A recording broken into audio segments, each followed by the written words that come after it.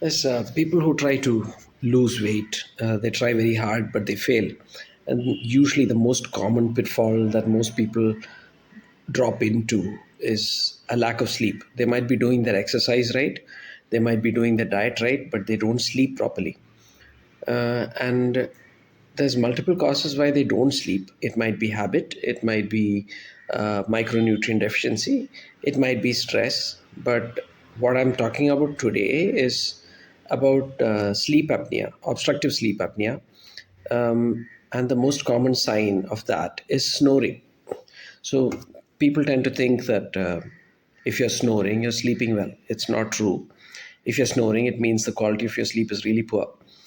Uh, Basically, what happens is you don't get enough air in because your throat is obstructed. The soft tissue around your throat is too thick, or it's too filled with fluid, or it's too lax. It relaxes too much when you go into deep sleep, and this causes the airway to collapse a little, and that narrowing of the airway is enough to block free flow of air into and out of your lungs. And once this starts to happen, your oxygen levels drop, and your body senses a threat and it wakes you up. And this can happen several hundred times a day, depending on how severe your problem is. A night, several hundred times a night. Now, if it happens several hundred times a night, you never actually get the chance to go into deep sleep. Or even if you do go into deep sleep, it's very fragmented. And when deep sleep is fragmented, your body finds it difficult to repair itself, rest, and regenerate. And this will then trigger a stress response, and your cortisol goes up. Once your stress hormone, your cortisol levels start to go up, then you're going to heal slower. But more importantly, you're now going to find it difficult to lose fat because cortisol likes you to store fat, and too much of cortisol is going to prevent you from burning it away, which is what you're trying to do. uh, so they're not going to burn fat very well. And the next part is they have not slept well, so the next morning they're tired. And once you're tired, you don't feel like moving much, you turn sluggish, you don't want to exercise, you have no energy. And again, that is a hindrance to losing weight. If you're not able to burn calories in the morning or during the daytime when you want to exercise, but you're feeling too tired, you won't exercise, you're not going to lose weight. Then the other thing is you have not had a good night's sleep. You're tired.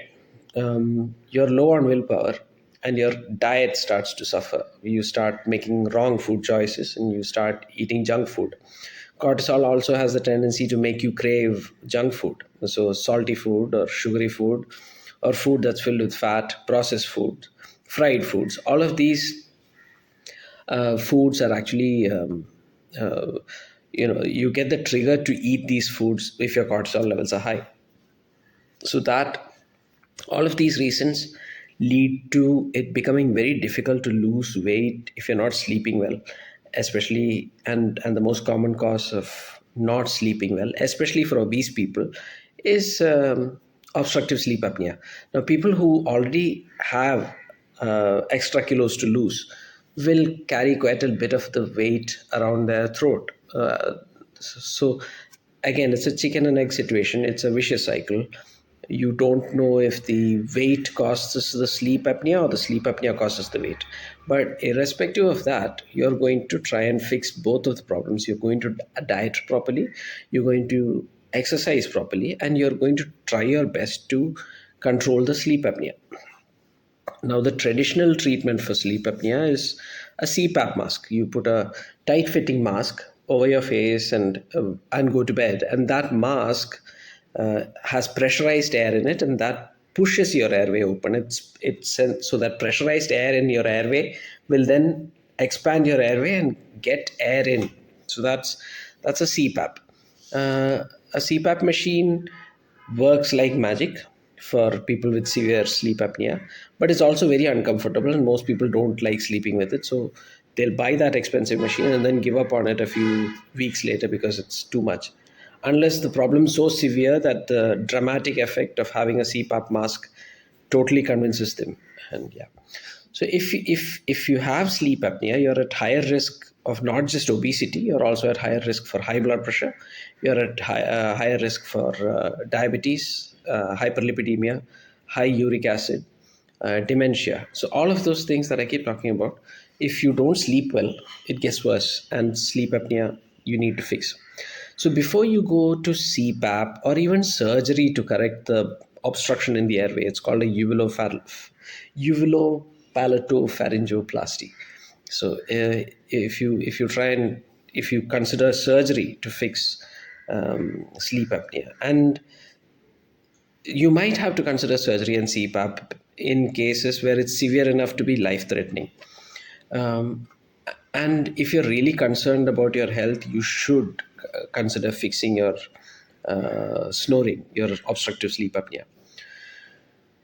If you lose weight, your sleep apnea does reduce. So even the first 2 or 3 kilos weight loss can improve your sleep apnea dramatically, and that can then turn the whole thing into a virtuous cycle instead of the vicious cycle you're in. So you lose that first few kilos of weight, you start breathing better. Now you sleep better, so you burn fat better. Next day you're more energetic, and you can burn your calories better. You can exercise better. You have more willpower, so you can look after your diet better. So it's a virtuous cycle instead of the other way.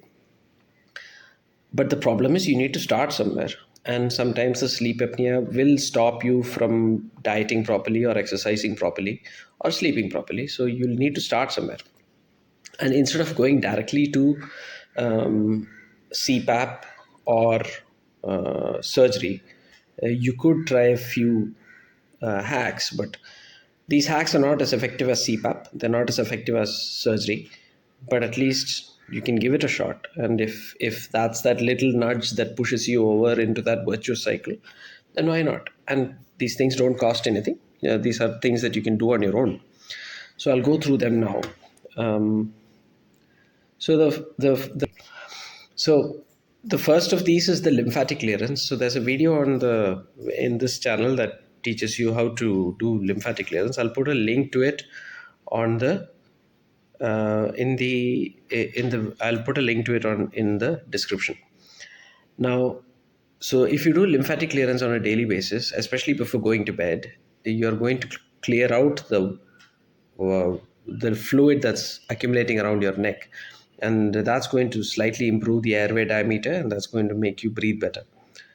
The next thing that you can do is oil pulling. Oil pulling is a traditional technique that they used to use to keep their mouth clean. So you take a mouthful of oil, you swish it around in your mouth, and the act of swishing it around in your mouth and gargling with it will it'll work your tongue and the base of your throat and the back of your throat.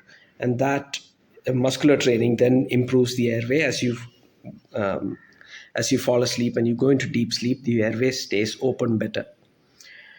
Uh, you can practice singing.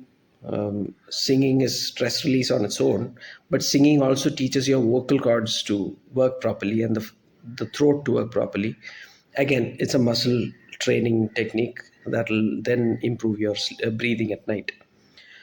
Gargling with warm saline before going to bed is useful, can be useful. So that the warmth of that water and the salt in that water will improve the flow, the lymphatic flow and the interstitial fluid flow, and it'll drain away a little bit of that fluid, and that can help you breathe better at night. So a practice that's gaining popularity these days is called mouth taping. You get purpose-built tape that you can apply on your mouth when you go to bed, and that'll force you to breathe through your nose. And breathing through your nose tends to decrease snoring. It tends to decrease the airway obstruction. So that is also worth trying. It is not for everyone. Not everyone seems to enjoy having their mouth taped when they go to bed, but who knows? Um, so these are the tricks that you can try, and to improve your breathing at night. And you can try these if you want to, and let me know how it goes.